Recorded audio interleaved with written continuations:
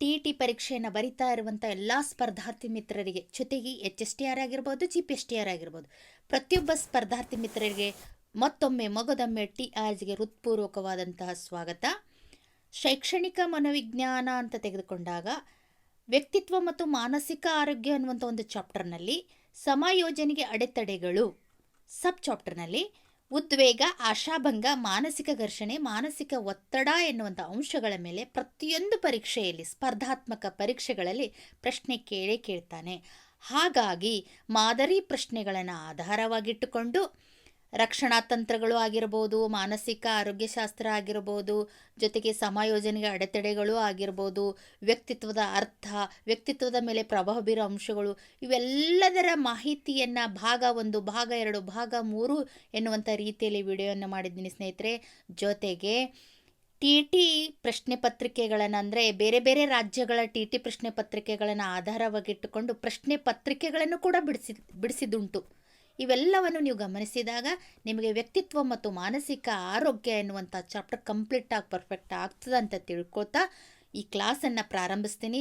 ಕ್ಲಾಸನ್ನು ಪ್ರಾರಂಭಿಸೋದಕ್ಕೆ ಮುಂಚೆ ಈ ವಿಡಿಯೋ ಇಷ್ಟ ಆಯ್ತಂದ್ರೆ ಲೈಕ್ ಮಾಡಿರಿ, ಶೇರ್ ಮಾಡಿರಿ, ಕಮೆಂಟ್ ಹಾಕಿ, ಸಬ್ಸ್ಕ್ರೈಬ್ ಆಗಿ, ಪಕ್ಕದಲ್ಲಿರುವಂಥ ಬೆಲ್ ಬಟನ್ ಒತ್ತೋದ್ರ ಮೂಲಕ ನೋಟಿಫೈ ಆಗಿರಂತ ಹೇಳ್ತಾ ಮೊದಲನೇ ಪ್ರಶ್ನೆ ಕಾಲಿಡ್ತೀನಿ. ಮೊದಲನೇ ಪ್ರಶ್ನೆ, ಮಾನಸಿಕ ಅಸ್ವಸ್ಥತೆಯನ್ನು ಈ ರೀತಿ ವಿಂಗಡಿಸ್ಬೋದು. ಹೇಗೆ ಮಾನಸಿಕ ಅಸ್ವಸ್ಥತೆಯನ್ನು ಯಾವ ಭಾಗದಲ್ಲಿ ವಿಂಗಡಿಸ್ಬೋದಾ? ಮನರೋಗಗಳು, ನರರೋಗಗಳು ಮತ್ತು ನರಗಳ ದೌರ್ಬಲ್ಯ, ನರರೋಗಗಳು ಮತ್ತು ಮನೋರೋಗಗಳು ಎನ್ನುವಂತಹ ಒಂದು ರೀತಿಯಲ್ಲಿ ಮಾನಸಿಕ ಅಸ್ವಸ್ಥತೆಯನ್ನು ವಿಂಗಡಿಸ್ಬೋದ್ರಿ. ನರರೋಗಗಳು ಮತ್ತು ಮನರೋಗಗಳು. ಎರಡನೇ ಪ್ರಶ್ನೆ ನೋಡಿ, ಮಾನಸಿಕ ಉದ್ವೇಗ ಮತ್ತು ಮಾನಸಿಕ ಘರ್ಷಣೆಗಳು ಈ ಕೆಳಗಿನ ಯಾವುದರ ಪ್ರಮುಖ ಕಾರಣಗಳಾಗಿವೆ? ಮನುಷ್ಯನಿಗೆ ಉದ್ವೇಗ ಉಂಟಾಗಬೇಕಾದರೆ, ಮಾನಸಿಕ ಘರ್ಷಣೆ ಉಂಟಾಗಬೇಕಾದರೆ ಯಾವುದು ಪ್ರಮುಖವಾದಂಥ ಕಾರಣ? ಮನೋರೋಗನ, ನರರೋಗನ, ಮನೋನರರೋಗನ, ಹೈಪೋಕಾಂಡಿಯಾಸಿಸ್. ಉದ್ವೇಗ ಮತ್ತು ಮಾನಸಿಕ ಘರ್ಷಣೆಗಳು ಉಂಟಾಗ್ಲಕ್ಕೆ ಮೂಲವಾದಂತಹ ಕಾರಣ ಯಾವುದಂತಂದರೆ ನರರೋಗ. ಮೂರನೇ ಪ್ರಶ್ನೆ ನೋಡಿ, ದೈಹಿಕ ಆಕ್ರಮಣದ ಭಯ, ತನ್ನ ಗಣ್ಯತೆಗೆ ಒದಗುವ ಭಯ ಮತ್ತು ತನ್ನ ಸಾಮರ್ಥ್ಯಕ್ಕಿಂತ ಹೆಚ್ಚಿನದನ್ನು ಸಾಧಿಸಲು ಬರುವ ಒತ್ತಡಗಳು ಈ ಕೆಳಗಿನ ಯಾವುದಕ್ಕೆ ಕಾರಣವಾಗ್ತದೆ? ಯಾವುದರ ಕಾರಣ ಅವರು ಇವೆಲ್ಲವೂ? ದೈಹಿಕ ಆಕ್ರಮಣದ ಭಯ, ತನ್ನ ಗಣ್ಯತೆಗೆ ಒದಗುವ ಭಯ, ತನ್ನ ಸಾಮರ್ಥ್ಯಕ್ಕಿಂತ ಹೆಚ್ಚಿನದನ್ನು ಸಾಧಿಸಲು ಬರುವ ಒತ್ತಡಗಳು ಯಾವುದಕ್ಕೆ ಕಾರಣ ಅದಾವ ಅಂತ ಪ್ರಶ್ನೆ ಕೇಳಿದಾನೆ. ಇದಕ್ಕೆ ಉತ್ತರ ಯಾವುದಾಗ್ತದೆ ಅಂತಂದರೆ ಉದ್ವೇಗ. ಹಾಗಾದರೆ ಉದ್ವೇಗ ಅಂದರೆ ಏನು ಅನ್ನುವಂಥದ್ದನ್ನು ನಮಗೆ ಕಾಡ್ತಾ ಹೋಗ್ತದೆ. ಘರ್ಷಣೆ ಅಂದ್ರೇನು, ಆಶಾಭಂಗ ಅಂದ್ರೇನು, ಉದ್ವೇಗ ಅಂದ್ರೇನು, ಸೋಲು, ಇವೆಲ್ಲದರ ಮಾಹಿತಿ ತಿಳ್ಕೊಂಡ್ರೆ ನಿಮ್ಗೆ ಗೊತ್ತಾಗ್ತದ ಇದರಲ್ಲಿ ಉತ್ತರ ಯಾವುದಾಗ್ತದೆ. ಉದ್ವೇಗ ಅಂದರೆ ಏನು ಅಂತಂದಾಗ ಒಬ್ಬ ವ್ಯಕ್ತಿ ಏನು ಮಾಡ್ತಾನೆ, ತನ್ನ ಅಗತ್ಯತೆಗಳನ್ನು ಪೂರೈಸ್ಕೊಳ್ಬೇಕಾದ್ರೆ, ಒಂದು ಗುರಿಯನ್ನು ಮುಟ್ಟಬೇಕಾದ್ರೆ ಆತ ಏನು ಮಾಡ್ತಾನೆ, ಪ್ರಯತ್ನ ಮಾಡ್ತಾನೆ ರೀ, ಗುರಿ ಕಡೆ ಹೋಗ್ತಾ ಇರ್ತಾನೆ. ಆ ಗುರಿ ಕಡೆ ಹೋಗುವಂಥ ಸಂದರ್ಭದಲ್ಲಿ ಅಡೆಚಣೆ ಉಂಟಾಗ್ತದೆ. ಅಡೆಚಣೆ ಉಂಟಾದಾಗ ಪ್ರತಿರೋಧಿಸಲ್ಪಟ್ರೆ ಅಲ್ಲೇ ನಿಂತು ಬಿಟ್ಟಾಗ ಅವನೇನು ಮಾಡ್ತಾನೆ, ಅತೀವ ಮಾನಸಿಕ ಕ್ಷೋಭೆಗಳಿಂದ ಉದ್ವೇಗಕ್ಕೊಳಗಾಗ್ತಾನೆ. ಅಂದರೆ ಒಬ್ಬ ವ್ಯಕ್ತಿ ಒಂದು ನಿರ್ದಿಷ್ಟ ಗುರಿಯೆಡೆಗೆ ಸಾಗ್ತಾ ಇರುವಾಗ ಅಡೆಚಣೆಯೊಂದರಿಂದ ಪ್ರತಿರೋಧಿಸಲ್ಪಟ್ರೆ ಮಾನಸಿಕ ಕ್ಷೋಭೆಗೊಳಗಾಗ್ತಾನೆ, ಅವಾಗ ಉದ್ವೇಗ ಆಗ್ತದೆ. ಹಾಗಾದರೆ ಉದ್ವೇಗಕ್ಕೆ ಕಾರಣಗಳಾವು ಅಂತ ಪ್ರಶ್ನೆ ಬರ್ತದೆ. ದೈಹಿಕ ಆಕ್ರಮಣದ ಭಯ, ಸ್ವಾಭಿಮಾನಕ್ಕೆ ಧಕ್ಕೆ ಬರುತ್ತೆ ಅನ್ನುವಂಥ ಭಯ, ತನ್ನ ಗಣ್ಯತೆಗೆ ಒದಗುವ ಭಯ ಮತ್ತು ತನ್ನ ಸಾಮರ್ಥ್ಯಕ್ಕಿಂತ ಹೆಚ್ಚಿನದನ್ನು ಸಾಧಿಸಲು ಬರುವಂಥ ಒತ್ತಡಗಳು, ಇವೆಲ್ಲ ಎದಕ್ಕೆ ಕಾರಣವ? ಉದ್ವೇಗಕ್ಕೆ ಕಾರಣವ. ಅದಕ್ಕೆ ಆನ್ಸರ್ ಯಾವುದಾಗ್ತದ್ರಿ ಇಲ್ಲಿ? ಉದ್ವೇಗ ಆಗ್ತದೆ. ಹಾಗಾದರೆ ಉದ್ವೇಗ ಆದ್ರೆ ಇದರ ಲಕ್ಷಣಗಳು ಏನೇನವ ಅನ್ನುವಂಥದ್ದು ಬರ್ತದೆ ರೀ. ಉದ್ವೇಗದ ಲಕ್ಷಣಗಳು ನಿಮ್ಗೆ ಸ್ವಲ್ಪ ಹೇಳ್ತೀನಿ. ಉದ್ವೇಗದ ಲಕ್ಷಣಗಳು ಏನಾಗ್ತದಂದರೆ ಕಳವಳ, ಚಿಂತೆ, ಅಸ್ಪಷ್ಟವಾದ ಭಯ, ಅವಿರತ ಉದ್ರಿಕ್ತ ಸ್ಥಿತಿ ಇರ್ತದ. ಉದ್ವಿಗ್ನಗೊಂಡ ವ್ಯಕ್ತಿಗೆ ನಿದ್ರೆ ಬರಲ್ಲ, ಎದೆ ಬಡಿದುಕೊಳ್ತದ, ಹೊಟ್ಟೆ ಉರಿ ಆಗ್ತದ, ಹೊಟ್ಟೆ ನೋವು ಆಗ್ತದ, ಮೈಕೈಗಳಲ್ಲಿ ನೋವು ಉಂಟಾಗ್ತದ, ಎದೆಯಲ್ಲಿ ನೋವು, ತಲೆಯಲ್ಲಿ ನೋವು ಆಗ್ತದ. ಇವೆಲ್ಲವೂ ತೀರಾ ಸಾಮಾನ್ಯ. ಕುಂತಲ್ಲಿ ಕೂಳಲಾರ, ನಿಂತಲ್ಲಿ ನಿಲ್ಲಲಾರ ಅನ್ನುವಂತಹ ಚಡಪಡಿಕೆ ಇರ್ತದೆ. ಇವೆಲ್ಲವೂ ಉದ್ವಿಗ್ನಕ್ಕೆ ಸಾಮಾನ್ಯ ಲಕ್ಷಣಗಳು. ನಂತರದ ಪ್ರಶ್ನೆಯನ್ನು ನೋಡಿದಾಗ, ಒಬ್ಬ ವ್ಯಕ್ತಿ ಗುರಿಯನ್ನು ತಲುಪದಂತೆ ತಡೆಗಟ್ಟಿದಾಗ ಉಂಟಾಗುವ ಋಣಾತ್ಮಕ ಭಾವನಾತ್ಮಕ ಸ್ಥಿತಿಯನ್ನು ಡ್ಯಾಶ್ ಎಂದು ಕರೆಯುತ್ತಾರೆ. ಒಬ್ಬ ವ್ಯಕ್ತಿ ಗುರಿಯನ್ನು ತಲುಪ್ತಾ ಇರ್ತಾನೆ, ತಲುಪುವಂಥ ಸಂದರ್ಭದಲ್ಲಿ ಏನಾಗ್ತದಲ್ಲಿ, ಗುರಿಯನ್ನು ತಲುಪ್ತಾ ಇರುವಂಥ ಸಂದರ್ಭದಲ್ಲಿ ಒಬ್ಬ ವ್ಯಕ್ತಿ ಗುರಿಯನ್ನು ತಲುಪ್ತಾ ಇರುವಂಥ ಸಂದರ್ಭದಲ್ಲಿ ತಡೆ ಉಂಟಾದಾಗ ಅವನಿಗೆ ಏನಾಗ್ತದಂದರೆ ಋಣಾತ್ಮಕ ಭಾವನಾತ್ಮಕ ಸ್ಥಿತಿ ಉಂಟಾಗ್ತದೆ. ಋಣಾತ್ಮಕ ಭಾವನಾತ್ಮಕ ಸ್ಥಿತಿಗೆ ಏನಂತ ಕರೀತಾರ ಅಂತ ಒಂದು ಪ್ರಶ್ನೆ. ಅದಕ್ಕೆ ಉತ್ತರ ಏನಾಗ್ತದಂತಂದರೆ ಆಶಾಭಂಗ. ಹಾಗಾದರೆ ಆಶಾಭಂಗ ಅಂದರೆ ಏನು? ಒಬ್ಬ ವ್ಯಕ್ತಿ ಸ್ವಾಭಾವಿಕವಾಗಿ ಆಸೆ ಆಕಾಂಕ್ಷೆಗಳನ್ನು ಹೊಂದಿರ್ತಾನೆ ರೀ. ಅವನು ಹಲವಾರು ಅಗತ್ಯತೆಗಳು ಹಾಗೂ ಆಸೆ ಆಕಾಂಕ್ಷೆಗಳನ್ನು ಪೂರೈಸ್ಕೊಳ್ಬೇಕಂತ ಬಯಸ್ತಾನೆ. ಗುರಿಗಳನ್ನು ಸಾಧಿಸಲು ಅಥವಾ ಅಗತ್ಯತೆಗಳನ್ನು ಪೂರೈಸ್ಕೊಳ್ಳಲು ಏನು ಮಾಡ್ತಾನೆ, ಹಲವಾರು ಯೋಜನೆಗಳನ್ನು ತಯಾರಿಸ್ಕೊಂಡು ಸಾಕಷ್ಟು ಪ್ರಯತ್ನ ಮಾಡಿದ್ರು ಕೂಡ ಆತನಿಗೇನಾಗ್ತದಪ್ಪ ಅಂದ್ರೆ ನಿರೀಕ್ಷಿತ ಯಶಸ್ಸು ದೊರೆಯುವುದಿಲ್ಲ. ವ್ಯಕ್ತಿಯಲ್ಲಿ ಉಂಟಾಗುವಂತಹ ನಿರಂತರ ಸೋಲುಗಳೇ ಆಶಾಭಂಗಕ್ಕೆ ಕಾರಣ. ಹೀಗಾಗಿ ನಾವು ಏನಂತೀವಿ, ಈ ಪ್ರಶ್ನೆಗೆ ಉತ್ತರ ಏನಾಗ್ತದ, ಒಬ್ಬ ವ್ಯಕ್ತಿ ಗುರಿಯನ್ನು ತಲುಪದಂತೆ ತಡೆ ಹಿಡಿದಾಗ ಆತನಲ್ಲಿ ಉಂಟಾಗುವಂತಹ ಒಂದು ಋಣಾತ್ಮಕ ಭಾವನಾತ್ಮಕ ಸ್ಥಿತಿ ಏನಿರ್ತದಲ್ಲ, ಅದಕ್ಕೆ ಏನಂತ ಕರಿತೀವಿ ಅಂತಂದರೆ ಆಶಾಭಂಗ ಅಂತ ಕರಿತೀವಿ. ಏನಂತ ಕರಿತೀವಿ ರೀ? ಆಶಾಭಂಗ ಅಂತ ಕರಿತೀವಿ. ಆಶಾಭಂಗಕ್ಕೆ ಇನ್ನೊಂದು ಅರ್ಥದಲ್ಲಿ ಹೇಳಬೇಕಾದ್ರೆ, ಒಬ್ಬ ಜೀವಿ ಏನು ಮಾಡ್ತಾನೆ, ಅಭಿಪ್ರೇರಿತ ವರ್ತನೆ, ತನ್ನ ಪ್ರೇರಿತ ಇಚ್ಛಿತವಾದಂಥ ವರ್ತನೆಯನ್ನು ತೃಪ್ತಿಪಡಿಸ್ಕೋಬೇಕಂತ ಭಾಳಷ್ಟು ಪ್ರಯತ್ನ ಮಾಡ್ತಾನೆ ರೀ, ಭಾಳಷ್ಟು ಕಷ್ಟಪಡ್ತಾನೆ. ಆದರೂ ಆ ಪ್ರಯತ್ನ ಅಸಾಧ್ಯವಾದಾಗ ಅವನಲ್ಲಿ ಏನಾಗ್ತದ, ಒಂದು ಮಾನಸಿಕ ಸ್ಥಿತಿ ಉಂಟಾಗ್ತದೆ. ಆ ಮಾನಸಿಕ ಸ್ಥಿತಿನೇ ಏನಾಗ್ತದಂದರೆ ಆಶಾಭಂಗಕ್ಕೆ ಕಾರಣ ಆಗ್ತದ ಅಂತ ನಾವಿಲ್ಲಿ ಹೇಳ್ಬೋದು. ಉಗುರು ಕಚ್ಚುವಿಕೆ, ಹೆಬ್ಬೆರಳು ಚೀಪುವಿಕೆ ಮತ್ತು ತಳಮಳ ಇವುಗಳು ಈ ಕೆಳಗಿನ ಯಾವುದರಲ್ಲಿ ಕಂಡುಬರುತ್ತವೆ? ಒಂದು ಮಗು ಇರುತ್ತೆ, ಆ ಮಗು ಉಗುರು ಕಚ್ತದ, ಹೆಬ್ಬೆರಳು ಚೀಪ್ತದ, ತಳಮಳ ಆಗ್ತದ. ಇದು ಕೆಳಗಿನ ಯಾವುದರಲ್ಲಿ ಕಂಡು ಬರ್ತದ? ನೋಡ್ರಿ, ಯಾವಾಗ ಕಂಡು ಬರ್ತದ ಅನ್ನುವಂಥ ಪ್ರಶ್ನೆ ಇದ್ರಿ. ಯಾವಾಗ ಕಂಡು ಬರ್ತದ? ಆತಂಕ ಉಂಟಾದಾಗ ಒಂದು ಮಗು ಏನು ಮಾಡ್ತದಪ್ಪ ಅಂದರೆ ಉಗುರು ಕಚ್ಕೊಳ್ತದ, ಹೆಬ್ಬೆರಳು ಚೀಪ್ತದ, ತಳಮಳಗೊಳಗಾಗ್ತದ. ಇವೆಲ್ಲವೂ ಅಪಸಮಾಯೋಜನೆಯ ಚಿಹ್ನೆಗಳಾಗಿರ್ತವ. ಅಪಸಮಾಯೋಜನೆ ಚಿಹ್ನೆಗಳಲ್ಲಿ ಉಗುರು ಕಚ್ಚುವಿಕೆ, ಹೆಬ್ಬೆರಳು ಚೀಪುವಿಕೆ, ತಳಮಳ ಇವೆಲ್ಲವೂ ಆತಂಕ ಉಂಟಾದಾಗ ಮಗುವಿನಲ್ಲಿ ಇವು ಉಂಟಾಗ್ತವ, ಇವು ಕಂಡು ಬರ್ತಾವ ಅಂತ ನಾವಿಲ್ಲಿ ಹೇಳ್ಬೋದು. ಹಾಗಾದರೆ ಇಲ್ಲಿ ಯಾವುದಾಗ್ತದ ಆನ್ಸರ್ ರೀ? ಆತಂಕ. ನಂತರದ ಪ್ರಶ್ನೆಯನ್ನು ತೆಗೆದುಕೊಂಡಾಗ, ಎರಡು ಧನಾತ್ಮಕ ಗುರಿಗಳಿಗಾಗಿ ನಡೆಯುವ ಮಾನಸಿಕ ಘರ್ಷಣೆ. ಮೊದಲು ಮಾನಸಿಕ ಘರ್ಷಣೆ ಅಂದರೆ ಏನು ಅಂತ ತಿಳ್ಕೊಬೇಕ್ರಿ. ನಾವು ನೋಡಿ ಇಲ್ಲಿ ತನಕ ಏನು ನೋಡ್ತಾ ಹೋಗ್ತೀವಿ, ಸಮಾಯೋಜನೆಗೆ ಅಡೆತಡೆಗಳು ಅನ್ನುವಂಥ ಒಂದು ಸಬ್ ಟಾಪಿಕ್ನಲ್ಲಿ ಉದ್ವೇಗ ಅಂದರೆ ಏನು, ಆಶಾಭಂಗ ಅಂದರೆ ಏನು, ನಂತರದಲ್ಲಿ ಮಾನಸಿಕ ಘರ್ಷಣೆ ಅಂದರೆ ಏನು, ಆ ಮಾನಸಿಕ ಘರ್ಷಣೆಯಲ್ಲಿ ಎಷ್ಟು ವಿಧಗಳದಾವ, ಆ ವಿಧಗಳಿಗೆ ಎಂತ ಕರೀತಾರ ಅನ್ನುವಂಥದ್ದನ್ನು ನೋಡಬೇಕಾಗ್ಯದ. ಇಲ್ಲಿ ಏನು ಪ್ರಶ್ನೆ ಕೇಳೋಣ, ಎರಡು ಧನಾತ್ಮಕ ಗುರಿಗಳಿಗಾಗಿ ನಡೆಯುವ ಮಾನಸಿಕ ಘರ್ಷಣೆ. ಮಾನಸಿಕ ಘರ್ಷಣೆ ಅಂದ್ರೆ ಫಸ್ಟ್ ಒಬ್ಬ ವ್ಯಕ್ತಿ ಏನು ಮಾಡ್ತಾನೆ, ಭಿನ್ನ ರೀತಿಯ ಕ್ರಿಯೆಗಳನ್ನು ನಿರೀಕ್ಷಿಸ್ತಾ ಇರ್ತಾನೆ. ಆ ನಿರೀಕ್ಷಿಸಿದಂಥ ಸಂದರ್ಭದಲ್ಲಿ ಎರಡು ಅಥವಾ ಹೆಚ್ಚಿನ ಗುರಿಗಳು ಎದುರಾದಾಗ ನಿರ್ಧಾರ ಕೈಗೊಳ್ಳುವಲ್ಲಿ ಕಠಿಣತೆಯನ್ನು ಎದುರಿಸ್ತಾನೆ ರೀ.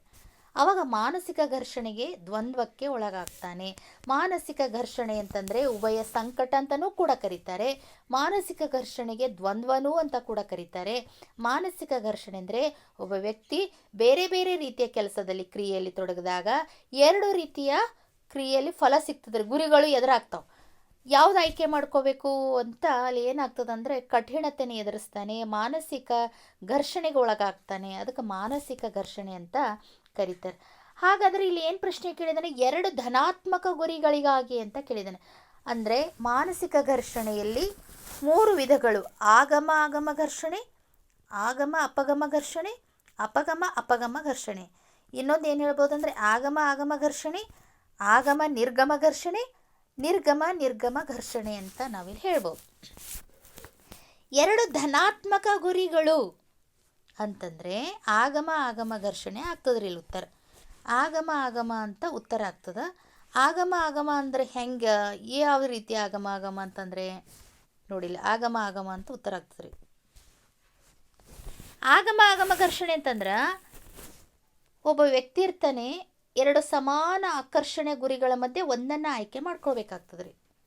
ಅಂದ್ರೆ ಆತ ಏನು ಮಾಡ್ತಾನಪ್ಪ ಅಂತಂದರೆ ಎರಡು ಧನಾತ್ಮಕ ಗುರಿಗಳಿರ್ತಾವ್ರೆ ಅವನ ಎದುರು. ಧನಾತ್ಮಕ ಗುರಿಗಳಂತಂದರೆ ಗುರಿಗಳನ್ನು ಸಾಧನೆ ಮಾಡ್ಲಿಕ್ಕೆ ಹೊಂಟಿರ್ತಾನೆ, ಎರಡೂ ಗುರಿಗಳು ಸಾಧನೆ ಆಗಿರ್ತಾವ, ಅದರಲ್ಲಿ ಒಂದನ್ನು ಆಯ್ಕೆ ಮಾಡ್ಕೊಳ್ಬೇಕಾಗ್ತದೆ. ಉದಾಹರಣೆಯಾಗಿ ಹೇಳಬೇಕಾದ್ರೆ, ಒಂದು ಮಗು ತನ್ನ ಕುಟುಂಬದ ಸದಸ್ಯರೊಡನೆ ಹೊರಗೆ ಹೋಗಬೇಕು ಅಂತ ಇಷ್ಟಪಡ್ತದೆ. ಜೊತೆಗೆ ಮನೆಯಲ್ಲಿರುವಂಥ ಸ್ನೇಹಿತರ ಜೊತೆಗೂ ಕೂಡ ಆಟ ಆಡ್ಬೇಕಂತ ಇಷ್ಟ ಇರ್ತದೆ. ಯಾವುದನ್ನು ಆಯ್ಕೆ ಮಾಡ್ಕೋಬೇಕೀಗ ಅದಲ್ಲಿ ಒಂದನ್ನು ಆಯ್ಕೆ ಮಾಡ್ಕೊಳ್ಬೇಕಾಗ್ತದೆ. ಯಾವಾಗ ಒಂದನ್ನು ಆಯ್ಕೆ ಮಾಡ್ಕೊಳ್ಬೇಕು ಆಗಿರ್ತದಲ್ಲ ಅದೇ ಆಗಮ ಆಗಮ ಮಾನಸಿಕ ಘರ್ಷಣೆ. ಆಗಮ ಆಗಮ ಮಾನಸಿಕ ಘರ್ಷಣೆ. ಎರಡು ಧನಾತ್ಮಕ ಗುರಿಗಳದಾವಲ್ರಿ ಇಲ್ಲಿ. ಆ ಎರಡು ಧನಾತ್ಮಕ ಗುರಿಗಳಲ್ಲಿ ಒಂದನ್ನು ಯಾವುದಾದ್ರೂ ಆಯ್ಕೆ ಮಾಡ್ಕೊಳ್ತೀವಲ್ಲ ಅದಕ್ಕೆ ಆಗಮ ಆಗಮ ಅಂತ ಕರಿತೀವಿ. ನಂತರದಲ್ಲಿ ನೋಡಿ, ಎರಡು ಒಂದಕ್ಕೊಂದು ವಿರುದ್ಧವಾದ ಪ್ರೇರಣೆಗಳಿದ್ದಾಗ ಅದು ಈ ಕೆಳಗಿನ ಯಾವುದಕ್ಕೆ ಕಾರಣವಾಗ್ತದೆ? ಹತಾಶೆ, ನರಬೇನೆ, ಮನೋಬೇನೆ, ಮಾನಸಿಕ ಘರ್ಷಣೆ. ಆಗಮ ಆಗಮ ಘರ್ಷಣೆ, ಆಗಮ ನಿರ್ಗಮ ಘರ್ಷಣೆ, ನಿರ್ಗಮ ನಿರ್ಗಮ ಘರ್ಷಣೆ. ಇವೆಲ್ಲವೂ ಎಲ್ಲಿ ಬರ್ತಾವ್ರಿ? ಮಾನಸಿಕ ಘರ್ಷಣೆಯಲ್ಲಿ ಬರ್ತಾವೆ. ಅಂದರೆ ಎರಡು ಒಂದಕ್ಕೊಂದು ವಿರುದ್ಧವಾದಂಥ ಪ್ರೇರಣೆಗಳಿದ್ದಾಗೂ ಕೂಡ ಅದು ಮಗುವಿಗೆ ಬೇಕಾಗ್ತದೆ. ಮಗುವಿಗೆ ಬೇಕಾಗ್ತದೆ ಅಂತಂದರೆ ಅದು ಮಾನಸಿಕ ಘರ್ಷಣೆಗೆ ಒಳಗಾಗ್ತದೆ. ಮಾನಸಿಕ ಘರ್ಷಣೆಗೆ ಒಳಗಾಗ್ತದ ಅಂತ ನಾವಿಲ್ಲಿ ಹೇಳ್ಬೋದು. ಶ್ರೀಕಾಂತ್ ವ್ಯವಹಾರ ಮಾಡಲು ಇಚ್ಛಿಸುತ್ತಾನೆ, ಆದರೆ ಅವನಿಗೆ ನಷ್ಟದ ಭಯ ಕಾಡುತ್ತದೆ. ಈ ಮಾದರಿಯ ಘರ್ಷಣೆ ಕೆಳಗಿನ ಯಾವುದಕ್ಕೆ ಉದಾಹರಣೆಯಾಗಿದೆ? ಶ್ರೀಕಾಂತ್ ಒಬ್ಬ ವ್ಯಕ್ತಿ ಅದನ, ವ್ಯವಹಾರ ಮಾಡ್ಬೇಕಂತ ಇಷ್ಟಪಡ್ತಾನೆ, ಆದರೆ ಅವನಿಗೆ ನಷ್ಟದ ಭಯ ಕಾಡುತ್ತದೆ. ಅಂದರೆ ಇದರ ಉತ್ತರ ಯಾವುದಾಗ್ತದೆ? ಆಗಮ ನಿರ್ಗಮ ಘರ್ಷಣೆ. ಹೆಂಗೆ ಆಗಮ ನಿರ್ಗಮ ಘರ್ಷಣೆ ಅಂತಂದರೆ, ಒಂದೇ ಗುರಿ ಬಗ್ಗೆ ತೃಪ್ತಿದಾಯಕ ಹಾಗೂ ಅತೃಪ್ತಿದಾಯಕ ಭಾವನೆಗಳು ಉಂಟಾದಾಗ ಅದು ದ್ವಂದ್ವ ಧೋರಣೆ ಉಂಟು ಮಾಡ್ತದೆ. ಒಬ್ಬ ವ್ಯಕ್ತಿ ಅದನ್ರಿ, ಆ ವ್ಯಕ್ತಿ ಏನಪ್ಪ ಅಂತಂದರೆ, ಒಂದು ಮಗು ಅದ, ಮರವನ್ನು ಹತ್ತಬೇಕಂತ ಇಷ್ಟಪಡ್ತದ, ಅದು ತೃಪ್ತಿದಾಯಕ ಭಾವನೆ. ಆದರೆ ಅವನಿಗೆ ಬೀಳುವ ಭಯ ಕಾಡ್ತಾ ಇರ್ತದೆ ಮಗುವಿಗೆ. ಇಲ್ಲಿ ಅತೃಪ್ತಿದಾಯಕ ಭಾವನೆ. ಒಂದು ತೃಪ್ತಿ ಅದ, ಒಂದು ಅತೃಪ್ತಿ ಅದ. ಇವೆರಡರ ಮಧ್ಯದಲ್ಲಿ ಒಂದನ್ನು ಆಯ್ಕೆ ಮಾಡ್ಕೊಳ್ಬೇಕಾಗ್ತದೆ. ದ್ವಂದ್ವ ಆಗ್ತದೆ ಮನುಷ್ಯನಿಗೆ, ಮಾನಸಿಕ ಘರ್ಷಣೆ ಉಂಟಾಗ್ತದೆ. ಮಾನಸಿಕ ಘರ್ಷಣೆ ಉಂಟಾದಾಗ ಅದು ಮಗು ಎದಕ್ಕೆ ತೊಡಗ್ತದಂದರೆ ಆಗಮ ನಿರ್ಗಮ ಘರ್ಷಣೆ. ಒಂದು ತೃಪ್ತಿದಾಯಕ ಗುರಿ, ಇನ್ನೊಂದು ಅತೃಪ್ತಿದಾಯಕ ಗುರಿ. ಇವೆರಡರಲ್ಲಿ ಏನಪ್ಪ ಅಂದರೆ ಒಂದು ಇಷ್ಟಪಡ್ತದೆ, ಒಂದು ಭಯ ಪಡ್ತದೆ. ಅಂಥದ್ರಲ್ಲಿ ದ್ವಂದ್ವಕ್ಕೆ ಉಂಟಾಗ್ತದೆ. ಅದಕ್ಕೇನಂತಾರೆ? ಮಾನಸಿಕ ಆಗಮ ನಿರ್ಗಮನ ಘರ್ಷಣೆ ಅಂತ ಕರೀತಾರೆ. ಮಗುವಿಗೆ ಐಸ್ ಕ್ರೀಮ್ ಕೊಳ್ಳಲೆ ಅಥವಾ ಚಾಕ್ಲೇಟ್ ಕೊಳ್ಳಲೆ ಎಂಬ ಗೊಂದಲ ಮೂಡಿದರೆ ಈ ಕೆಳಗಿನ ಯಾವುದಕ್ಕೆ ಉದಾಹರಣೆ? ತಂದೆ ಇದ್ದವನು ಮಗುವಿಗೆ ಚಾಕ್ಲೇಟ್ ಇಸ್ಕೊಡ್ಬೇಕಾ, ಐಸ್ ಕ್ರೀಮ್ ಇಸ್ಕೊಡ್ಬೇಕಾ ಅಂತ ಗೊಂದಲಕ್ಕೆ ಉಂಟಾಗ್ತಾನೆ. ಆದರೆ ಒಂದೇ ಒಂದು ಇಸ್ಕೊಡ್ಬೇಕಾಗ್ತದೆ ರೀ. ಅದು ಧನಾತ್ಮಕ ಗುರಿಗಳ ಅಂದರೆ ಆಗಮ ಆಗಮ ಘರ್ಷಣೆ. ಎರಡೂ ಇಷ್ಟ ಆದರೂ ಕೂಡ ಒಂದನ್ನು ಆಯ್ಕೆ ಮಾಡ್ಕೋಬೇಕಾಗ್ತದೆ. ಒಂದನ್ನು ಆಯ್ಕೆ ಮಾಡ್ಕೋಬೇಕಾಗ್ತದೆ ಅಂದರೆ ಇದು ಆಗಮ ಆಗಮ ಘರ್ಷಣೆ. ಒಬ್ಬ ವ್ಯಕ್ತಿ ತುಂಬ ಹಸಿದಿದ್ದಾನೆ ಮತ್ತು ಅದೇ ಸಮಯದಲ್ಲಿ ತುಂಬ ನಿದ್ರೆ ಬರ್ತಾ ಇದೆ. ಇಂತಹ ಸಮಯದಲ್ಲಿ ಉದ್ಭವಿಸುವ ಮಾನಸಿಕ ಘರ್ಷಣೆ. ಹಸಿನೂ ಆಗ್ಯವ, ನಿದ್ರೆನೂ ಬರ್ತಾ ಇದೆ, ಒಂದನ್ನು ಆಯ್ಕೆ ಮಾಡ್ಕೋಬೇಕಾಗ್ತದೆ. ಒಂದನ್ನು ಆಯ್ಕೆ ಮಾಡ್ಕೋಬೇಕಾಗುತ್ತದೆ ಯಾವುದು ಅಂತಂದರೆ ಆಗಮ ಆಗಮ ಘರ್ಷಣೆ. ಎರಡೂ ಇಷ್ಟವರಿ, ಆದರೂ ಕೂಡ ಒಂದನ್ನು ಆಯ್ಕೆ ಮಾಡ್ಕೊಳ್ಬೇಕಾಗ್ತದೆ. ಜೀವಿಯ ಅಭಿಪ್ರೇರಿತ ವರ್ತನೆ ತೃಪ್ತಿ ಅಸಾಧ್ಯವಾದಾಗ ಆ ಜೀವಿಯಲ್ಲಿ ಉಂಟಾದಂಥ ಮಾನಸಿಕ ಸ್ಥಿತಿ. ಒಬ್ಬ ವ್ಯಕ್ತಿ ಅದನ್ನು ತನ್ನ ಇಷ್ಟವಾದಂತಹ ಅಭಿಪ್ರೇರಿತ ವರ್ತನೆಯಲ್ಲಿ ತೊಡಗ್ತಾನೆ. ಆ ಅಭಿಪ್ರೇರಿತ ವರ್ತನೆಯಲ್ಲಿ ತೊಡಗಿದಾಗ ತೃಪ್ತಿ ಏನಾಗ್ತದೆ? ಅಸಾಧ್ಯವಾದಾಗ, ಕಷ್ಟ ಸಾಧ್ಯವಾದಾಗ ಅವನ ಬಳಿ ಒಂದು ಮಾನಸಿಕ ಸ್ಥಿತಿ ಉಂಟಾಗ್ತದೆ. ಅದೇ ಆಶಾಭಂಗ. ನಾನು ನಿಮಗೆ ಹೇಳಿದ್ದೆ, ಹಿಂದಿನ ಪ್ರಶ್ನೆಯಲ್ಲಿ ಹೇಳಿದ್ದೆ ಆಶಾಭಂಗ ಅಂದರೆ ಏನು ಅಂತ. ಒಬ್ಬ ವ್ಯಕ್ತಿ ತನ್ನ ಅಗತ್ಯತೆಗಳನ್ನು ಪೂರೈಸ್ಕೊಳ್ಳೋಕೆ ಹೋಗ್ತಾ ಇರ್ತಾನೆ. ಅಗತ್ಯತೆಗಳನ್ನು ಪೂರೈಸ್ಕೊಳ್ಳೋಕೆ ಹೋದ್ರೂ ಹಲವಾರು ಪ್ರಯತ್ನಗಳನ್ನು ಮಾಡಿದ್ರೂ ಆತನಿಗೆ ಜಯ ಸಿಗಲ್ಲ, ನಿರಂತರ ಸೋಲು ಕಾಣ್ತಾನೆ. ಅದೇ ಆಶಾಭಂಗ ಅಂತ ಹೇಳಿದ್ದೆ. ವಿದ್ಯಾರ್ಥಿ ಮಾನಸಿಕ ಸಂಘರ್ಷಕ್ಕೆ ಒಳಗಾಗುವುದು. ಮಾನಸಿಕ ಸಂಘರ್ಷ ಯಾವಾಗ ಯಾವಾಗಾಗ್ತದೆ ನೋಡ್ರಿ? ಮಾನಸಿಕ ಸಂಘರ್ಷ ಉಭಯ ಸಂಕಟ ಎದುರಾದಾಗ ಎರಡು ಗುರಿಗಳ ಪೈಕಿ ಒಂದನ್ನು ಆಯ್ಕೆ ಮಾಡ್ಕೊಳ್ಬೇಕಾಗ್ತದೆ. ಅಲ್ಲಿ ದ್ವಂದ್ವ ಉಂಟಾಗ್ತದೆ, ಅಲ್ಲಿ ಉಭಯ ಸಂಕಟ ಎದುರಾಗ್ತದೆ. ಆ ಉಂಟಾದಾಗ ಆ ವಿದ್ಯಾರ್ಥಿ ಮಾನಸಿಕ ಸಂಘರ್ಷಕ್ಕೆ ಒಳಗಾಗ್ತಾನೆ. ಇದರ ಉತ್ತರ ಯಾವುದಾಗ್ತದೆ? ಉಭಯ ಸಂಕಟ ಉಂಟಾದಾಗ. ಅತ್ತ ದರಿ ಇತ್ತ ಪುಲಿ ಎಂಬಂಥ ಸ್ಥಿತಿ ಕೆಳಗಿನ ಯಾವ ರೀತಿಯ ಘರ್ಷಣೆಗೆ ನಿದರ್ಶನವಾಗಿದೆ? ಅತ್ ಕಡು ಇಲ್ಲ, ಇತ್ ಕಡು ಇಲ್ಲ. ಅಂದರೆ ಎರಡು ವಿಷಯಗಳು ಇರ್ತಾವ್ರಿ. ಎರಡೂ ವಿಷಯಗಳು ಅತೃಪ್ತಿದಾಯಕ ಇರ್ತವೆ, ಎರಡು ಬೇಡವಾಗಿರ್ತವೆ ವಿಷಯಗಳು. ಆದರೂ ಕೂಡ ಅವುಗಳಲ್ಲಿ ಒಂದನ್ನು ಆಯ್ಕೆ ಮಾಡ್ಕೊಳ್ಳುವಂಥ ಒಂದು ದ್ವಂದ್ವ ಉಂಟಾಗ್ತದೆ. ದ್ವಂದ್ವ ಉಂಟಾದಾಗ ಮಗು ಆಗಿರ್ಬೋದು, ವ್ಯಕ್ತಿ ಆಗಿರ್ಬೋದು, ಅವಾಗ ಏನು ಮಾಡ್ತಾನೆ? ಅಪಗಮ ಘರ್ಷಣೆಗೆ ಒಳಗಾಗ್ತಾನೆ. ಅಪಗಮ ಅಂದರೆ ನಿರ್ಗಮ ಘರ್ಷಣೆ. ಈ ನಿರ್ಗಮ ಘರ್ಷಣೆಗೆ ಒಂದು ಉದಾಹರಣೆಯನ್ನು ಹೇಳಬೇಕಾದ್ರೆ, ಓದಿನಲ್ಲಿ ಹಿಂದಿರುವಂಥ ಒಂದು ಹುಡುಗ ತರಗತಿಯನ್ನು ಬಿಟ್ಟು ತರಗತಿಯನ್ನು ತಪ್ಪಿಸ್ಲಕ್ಕೆ ಪ್ರಯತ್ನ ಪಡ್ತಾನೆ ರೀ. ಆದರೆ ಮನೇಲಿ ಉಳ್ಕೊಂಡ್ರೆ ಪೋಷಕರು ಬೈತಾರೆ. ಇವೆರಡರ ಸನ್ನಿವೇಶಗಳಿಂದ ತಪ್ಪಿಸಲು ಮಗು ಏನು ಮಾಡ್ತದೆ, ಹುಡುಗ ಮನೆಗೂ ಬೇಡ ಶಾಲೆಗೂ ಬೇಡ, ಮಧ್ಯದಲ್ಲೇ ಉಳಿತದೆ. ಅತ್ತ ಕಡು ಇಲ್ಲ, ಅತ್ತದರಿ ಇತ್ತ ಪುರಿ, ಅತ್ತದರಿ ಇತ್ತ ಪುಲಿ ಅನ್ನುವಂಥ ಭಾವನೆ ಉಂಟಾಗ್ತದ ನೋಡ್ರಿ. ಅತ್ತದರಿ ಇತ್ತ ಪುಲಿ ಅನ್ನುವಂಥ ಭಾವನೆ ಸ್ಥಿತಿ ಉಂಟಾಗ್ತದೆ. ಅದರದ್ದು ಮಗುವಿಂದ ಆ ಕಡೆ ಸಾಲಿಗೂ ಹೋಗಲ್ಲ, ಈ ಕಡೆ ಮನೆಗೂ ತಾಯಿ ತಂದೆ ಬೈತಾರ, ಅವೆರಡರ ಮಧ್ಯದಲ್ಲಿ ಉಳ್ಕೊಳ್ತದ. ಹೀಗಾಗಿ ಅದು ನಿರ್ಗಮನ ಅಂತ ಆಗ್ತದ ಅನ್ಸರು. ಅತ್ತದರಿ ಇತ್ತ ಪುಲಿ ಎನ್ನುವಂಥ ಸ್ಥಿತಿ ಉಂಟಾಗ್ತದ. ಸಾಮಾನ್ಯವಾಗಿ ಸುಲಭವಾಗಿ ಪರಿಹರಿಸಿಕೊಳ್ಳಬಹುದಾದ ಮಾನಸಿಕ ಘರ್ಷಣೆ ಆಗಮ ಘರ್ಷಣೆ. ಯಾಕಂತಂದರೆ ಎರಡು ಆಯ್ಕೆಗಳು ಇರ್ತವ್ರಿ. ಆ ಎರಡು ಆಯ್ಕೆಗಳಲ್ಲಿ ಎರಡು ಗುರಿ ಇರ್ತವೆ. ಎರಡು ಗುರಿಗಳಲ್ಲಿ ಗುರಿಯನ್ನು ಆಯ್ಕೆ ಮಾಡ್ಕೊಳ್ಬೇಕಾಗ್ತದೆ. ಅತ್ಯಂತ ಸರಳವಾಗಿ ಸುಲಭವಾಗಿರುವಂಥ ಒಂದು ಮಾನಸಿಕ ಘರ್ಷಣೆ ಯಾವುದಂತಂದರೆ ಆಗಮ. ಒಬ್ಬ ವ್ಯಕ್ತಿ ತನ್ನ ಅಗತ್ಯತೆ ಅಥವಾ ಆಕಾಂಕ್ಷೆಗಳನ್ನು ಪೂರೈಸಿಕೊಳ್ಳುವುದನ್ನು ತಡೆದಾಗ ಆ ವ್ಯಕ್ತಿ ಕೆಳಗಿನ ಯಾವುದಕ್ಕೆ ಸಿಲುಕಿರುತ್ತಾನೆ? ನೀವು ಏನು ಮಾಡ್ತೀರಿ, ತಕ್ಷಣ ಆಶಾಭಂಗ ಅಂತ ಹಾಕ್ತೀರ, ಎಲ್ಲ ಆನ್ಸರ್ ತಪ್ಪಾಗ್ತದೆ. ಇಲ್ಲಿ ಏನು ಕೇಳೋಣ, ಒಬ್ಬ ವ್ಯಕ್ತಿ ತನ್ನ ಅಗತ್ಯತೆ ಅಥವಾ ಆಕಾಂಕ್ಷೆಯನ್ನು ಪೂರೈಸಿಕೊಳ್ಳುವುದನ್ನು ತಡೆದಾಗ ವ್ಯಕ್ತಿ ಕೆಳಗಿನ ಯಾವುದಕ್ಕೆ ಸಿಲುಕುತ್ತಾನೆ ಅಂದರೆ ಮಾನಸಿಕ ಒತ್ತಡಕ್ಕೆ. ಮಾನಸಿಕ ಘರ್ಷಣೆ ಬೇರೆ, ಮಾನಸಿಕ ಒತ್ತಡ ಬೇರೆ. ಮಾನಸಿಕ ಒತ್ತಡ ಅಂದ್ರೆ ಒಬ್ಬ ವ್ಯಕ್ತಿ ಏನು ಮಾಡ್ತಾನೆ, ಮಹತ್ವದ ಕಾರ್ಯದ ನಿರ್ವಹಣೆಗೆ ಬೆದರಿಕೆ ಒಡ್ಡುವಂಥ ಸ್ಥಿತಿ ರೀ. ಒಂದು ಕೆಲಸ ಮಾಡತನ ತನ್ನ ಆಕಾಂಕ್ಷೆಗಳನ್ನು ಪೂರೈಸ್ಕೊಳ್ತಾ ಇದ್ದಾನೆ, ಅಲ್ಲಿ ತಡೆ ಉಂಟಾಗ್ತದೆ, ಅಲ್ಲಿ ಬೆದರಿಕೆ ಉಂಟಾಗ್ತದೆ. ಬೆದರಿಕೆ ಉಂಟಾದಾಗ ಅದು ಒಂದು ಮಾನಸಿಕ ಒತ್ತಡಕ್ಕೆ ಒಳಗಾಗ್ತಾನೆ. ಆನ್ಸರ್ ಯಾವುದಾಗ್ತದೆ ಇಲ್ಲಿ?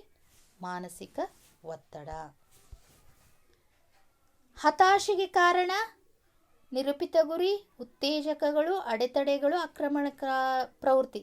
ಹತಾಶೆ ಉಂಟಾಗಬೇಕಾದ್ರೆ ಅಡೆತಡೆಗಳು ಕಾರಣ. ಅಡೆತಡೆಗಳ ಮೂಲಕ ನಮಗೆ ಹತಾಶೆ ಉಂಟಾಗ್ತದ. ಸಾಮಾನ್ಯವಾಗಿ ಸಾಧನೆ ಉತ್ತಮವಾಗಿರಬೇಕಾದರೆ ಒತ್ತಡ ಮತ್ತು ಆತಂಕ ಹೆಂಗಿರಬೇಕು ಅಂತ ಪ್ರಶ್ನೆ ಕೇಳಿದ್ದಾನೆ. ಸಾಮಾನ್ಯವಾಗಿ ಉತ್ತಮ ಸಾಧನೆ ಆಗಬೇಕಾದ್ರೆ ಒತ್ತಡ ಮತ್ತು ಆತಂಕವು ಸಾಧಾರಣವಾಗಿರ್ಬೇಕ್ರಿ. ಆ ಕಡೆ ಏನಪ್ಪ ಅಂತಂದರೆ ಅತಿ ಹೆಚ್ಚಿರಬಾರ್ದು, ಅತಿ ಕಡಿಮೆ ಇರಬಾರ್ದು, ಶೂನ್ಯವಾಗಿರಬಾರ್ದು. ಸಾಧಾರಣವಾಗಿದ್ದಾಗ ಏನಾಗ್ತದ, ಸಾಮಾನ್ಯವಾಗಿ ಉತ್ತಮ ಸಾಧನೆ ಆಗ್ಲಕ್ಕೆ ಸಾಧ್ಯ ಆಗ್ತದ, ಇಲ್ಲಂದರೆ ಇಲ್ಲ. ಮಾನಸಿಕ ಘರ್ಷಣೆಯ ಪರಿಹಾರಕ್ಕೆ ಕೆಳಕಂಡ ಯಾವುದು ಹೆಚ್ಚು ಪರಿಣಾಮಕಾರಿ? ಒಂದು ವೇಳೆ ಒಂದು ಮಾನಸಿಕ ಘರ್ಷಣೆಗೆ ತೊಡಗ್ದೀವಿ ಅಂತ ತಿಳ್ಕೊರು, ಅಲ್ಲಿ ಪರಿಹಾರ ಕಂಡುಕೊಳ್ಬೇಕಾದ್ರೆ ಯಾವುದು ಹೆಚ್ಚು ಪರಿಣಾಮಕಾರಿ? ಹೆಚ್ಚು ಗೆಲುವು ಇರಬೇಕಾ, ಸೋಲು ಇರಬೇಕಾ, ಸೋಲು ಇರಬೇಕಾ? ಇಂಥ ಸಂದರ್ಭದಲ್ಲಿ ಇದಕ್ಕೆ ಉತ್ತರ ಯಾವುದಾಗ್ತದ? 2 ಮತ್ತು 3 ಸರಿ. ಏನಂತಂದರೆ ಗೆಲುವು ಸೋಲು ಎರಡೂ ಇರಬೇಕಾಗ್ತದೆ. ಎರಡೂ ಇದ್ದಾಗ ಸಮ ರೀತಿಯಲ್ಲಿ ಏನಾಗ್ತದಲ್ಲಿ ಹೆಚ್ಚು ಮಾನಸಿಕ ಘರ್ಷಣೆಗೆ ಪರಿಹಾರ ಸಿಗ್ತದ. ಈ ರೀತಿ ಇದ್ದಾಗ ತನ್ನ ಆಂತರಿಕ ಸಮತೂಕ ಸ್ಥಿತಿಯನ್ನು ಕಾಯ್ದುಕೊಳ್ಳುವ ದೇಹದ ಪ್ರವೃತ್ತಿನ ಹೀಗೆ ಕರೆಯುವರು. ತನ್ನ ಒಳಗಿರುವಂಥ ಆಂತರಿಕ ಸಮತೂಕ ಸ್ಥಿತಿಯನ್ನು ಕಾಯ್ದುಕೊಳ್ಬೇಕಾದ್ರೆ ದೇಹದ ಪ್ರವೃತ್ತಿಗೆ ಏನಂತ ಕರೀತಾರೆ ಅಂತಂದರೆ ಸಮಸ್ಥಿತಿ ಅಂತ ಕರೀತಾರೆ. ಅತಿ ಆಕ್ರಮಣ ಪ್ರವೃತ್ತಿ ಮಗುವಿನ ಒಂದು ಲಕ್ಷಣ. ಅತಿ ಆಕ್ರಮಣಕ್ಕೆ ಒಳಗಾದಂತಹ ಒಂದು ಮಗುವಿನ ಲಕ್ಷಣ ಯಾವುದು ಅಂದಾಗ ಅದು ಏನು ಮಾಡ್ತದೆ ಅನ್ನೋದರಿ, ಅಧಿಕಾರವನ್ನು ಪ್ರತಿರೋಧಿಸ್ತದ್ರಿ. ಆಕ್ರಮಣ ಪ್ರವೃತ್ತಿ ಇರುವಂಥ ಮಗು ಏನು ಲಕ್ಷಣ ಇರ್ತದಂದ್ರೆ ಅಧಿಕಾರವನ್ನು ಪ್ರತಿರೋಧಿಸುವಂಥ ಒಂದು ಲಕ್ಷಣವನ್ನು ಒಳಗೊಂಡಿರುತ್ತದೆ. ಕೊನೆಯದಾದಂಥ ಪ್ರಶ್ನೆ ನೋಡಿ, ಅಂತರ್ಮುಖಿ ಬಹಿರ್ಮುಖಿಗಳನ್ನು ಪತ್ತೆ ಹಚ್ಚಲು ಕೆಳಗಿನ ಯಾವ ಪರೀಕ್ಷೆ ಸೂಕ್ತ? ಇದು ವ್ಯಕ್ತಿತ್ವದ ಪರೀಕ್ಷೆಗಳಲ್ಲಿ ಬರುವಂಥ ಒಂದು ಪ್ರಶ್ನೆ. ಆದರೂ ಕೂಡ ಇಲ್ಲಿ ಬಂದಿದೆ, ಅಂತರ್ಮುಖಿ ಮತ್ತು ಬಹಿರ್ಮುಖಿಗಳನ್ನು ಪತ್ತೆ ಹಚ್ಚಲು ಐಸಾಂಕ್ ವ್ಯಕ್ತಿತ್ವ ಶೋಧ ಪರೀಕ್ಷೆ ಎನ್ನುವಂಥದ್ದು ಬಹಳಷ್ಟು ಉಪಯೋಗಕಾರಿಯಾಗಿರುವಂಥದ್ದು ಪರೀಕ್ಷೆ. ಈ ರೀತಿಯಾಗಿ ಸ್ನೇಹಿತರೆ 20 ಮಾದರಿ ಪ್ರಶ್ನೆಗಳನ್ನು ಬಳಸ್ಕೊಂಡು ಸಮಾಯೋಜನೆಗೆ ಅಡೆತಡೆಗಳು ಎನ್ನುವಂತಹ ಒಂದು ಸಬ್ ಟಾಪಿಕ್ ಮೇಲೆ, ಅಂದರೆ ಆಶಾಭಂಗ, ಉದ್ವೇಗ, ಮಾನಸಿಕ ಘರ್ಷಣೆ, ಮಾನಸಿಕ ಒತ್ತಡಗಳ ಮೇಲೆ ಪ್ರಶ್ನೆಗಳನ್ನು ಬಳಸ್ಕೊಂಡಿನಿ. ಯಾವುದೇ ಕಾರಣಕ್ಕೂ ಒಂದಂಕ ಮಿಸ್ ಆಗಲಾರ್ದು ಅನ್ನುವಂಥ ಭರವಸೆ ನಂದು. ಇದನ್ನು ಸೂಕ್ಷ್ಮವಾಗಿ ಗಮನಿಸ್ರಿ. ಪ್ರತಿಯೊಂದು ಭಾಗ 1, ಭಾಗ 2 ಗಮನಿಸಿದಾಗ ನಿಮಗೇನಾಗ್ತದೆ, ಮಾನಸಿಕ ಆರೋಗ್ಯ ವ್ಯಕ್ತಿತ್ವ ಕಂಪ್ಲೀಟಾಗಿ ಚಾಪ್ಟರ್ ಕಂಪ್ಲೀಟ್ ಆಗ್ಲಿಕ್ಕೆ ಸಾಧ್ಯ ಆಗ್ತದೆ ಅಂತ ಹೇಳ್ತಾ ನಾನು ಕ್ಲಾಸ್ ಮುಗಿಸ್ತೀನಿ. ಧನ್ಯವಾದಗಳು.